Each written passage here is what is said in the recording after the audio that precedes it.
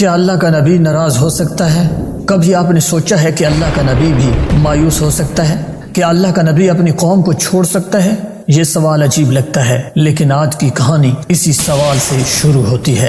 یہ کہانی ہے حضرت یونس علیہ السلام کی، ایک ایسے نبی جنہیں اللہ نے ایک نافرمان قوم کی طرف بھیجا، دن رات سمجھایا، ڈرایا، اللہ کی رحمت سنائی، لیکن قوم مسکراتی رہی، مذاق اڑاتی رہی اور کہتی رہی کہ اگر عذاب آنا ہے تو لے آؤ۔ یہ بات حضرت یونس علیہ السلام کے دل پر لگی، وہ تھک گئے، دل میں خیال آیا یہ لوگ کبھی نہیں مانیں گے، اور بغیر اللہ کے حکم کے وہ قوم کو چھوڑ کر چل پڑے۔ یہ وہ لمحہ تھا جہاں ایک نبی ایک انسانی جذبے میں فیصلہ کر بیٹھا، اور آگے وہ ہونے والا تھا جو کسی نے سوچا بھی نہیں تھا۔ حضرت یونس علیہ السلام اپنی قوم سے دور ہو رہے تھے، دل میں غم تھا، مایوسی تھی۔ وہ سمجھتے تھے کہ اب اللہ کا عذاب آئے گا، لیکن اللہ کا نظام ہمیشہ انسان کی سوچ سے بڑا ہوتا ہے۔ ادھر قوم نے آسمان بدلتا دیکھا، ہوا کا رخ بدلا، دل کانپنے لگے، انہیں احساس ہوا کہ نبی کی بات سچ تھی۔ وہ سب اکٹھے ہو روئے، توبہ کی اور اللہ سے معافی مانگی۔ اللہ نے ان سے عذاب ہٹا لیا، لیکن یونس علیہ السلام وہاں موجود نہیں تھے۔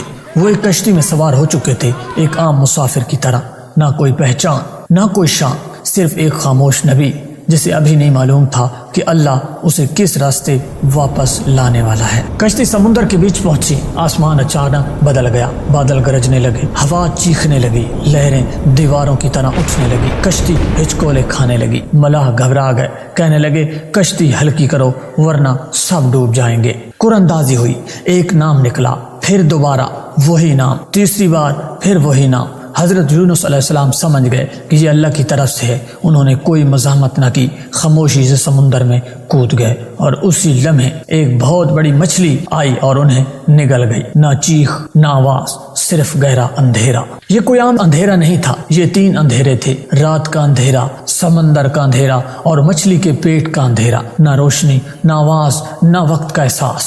حضرت یونس علیہ السلام سانس لے رہے تھے، زندہ تھے، اور تب انہیں احساس ہوا یہ سزا نہیں، یہ تربیت ہے۔ یہاں نہ کوئی سہارا تھا، نہ کوئی راستہ، صرف اللہ، اور اسی اندھیرے میں یونس علیہ السلام کا دل ٹوٹا، آنکھوں سے آنسو بہے اور زبان سے وہ دعا نکلی جس نے تاریخ بدل دی۔ حضرت یونس علیہ السلام نے لا الہ الا انت سبحانک انی کنت من الظالمین یہ دعا پڑھی، اے اللہ تیرے سوا کوئی معبود نہیں، تو پاک ہے اور میں یہی تھا ظالم۔ یہ دعا الفاظ نہیں تھی، یہ اعتراف تھا، یہ عاجزی تھی، یہ مکمل سپردگی تھی۔ اور اللہ فرماتا ہے اگر وہ تسبیح کرنے والوں میں سے نہ ہوتا تو قیامت تک مچھلی کے پیٹ میں رہتا۔ اللہ نے حکم دیا، مچھلی نے یونس علیہ السلام کو کنارے پر اگل دیا۔ یونس علیہ السلام کمزور تھے، جسم نے ڈھال، اللہ نے ان پر ایک بیلدار پودا لگا دیا، سایہ، غذا، شفا، رحمت۔ آہستہ آہستہ جان لوٹی، طاقت آئی، اور پھر اللہ نے انہیں دوبارہ قوم کی طرف بھیجا، وہی قوم جو اب ایمان لا چکی تھی۔ 1,00,000 سے زائد لوگ سب مان چکے تھے۔